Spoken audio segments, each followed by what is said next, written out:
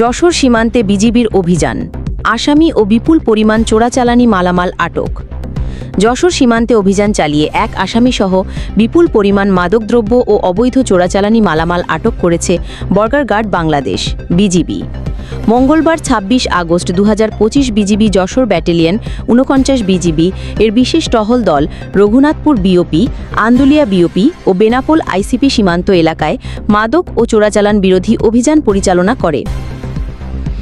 অভিযানে ০১ আসামিসহ বিদেশি মদ, মোবাইল ফোন, ভারতীয় রুপি, খাদ্য সামগ্রী, শাড়ি, ৩ পিস, ঔষধ, চায়না দুয়ারি জাল ও বিভিন্ন কসমেটিক্স সামগ্রী আটক করা হয়। আটককৃত মালামালের আনুমানিক মূল্য ৪,২৪,৫১৪ টাকা বলে জানিয়েছে বিজিবি।